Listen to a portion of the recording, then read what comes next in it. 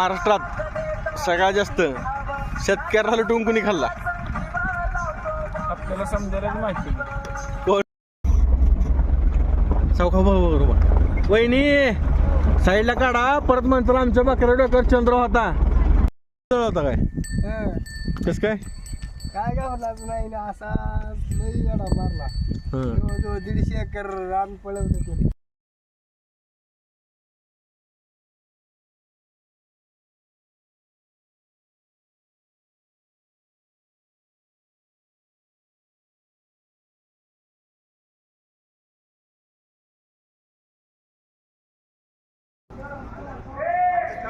आणि 2 बसतील.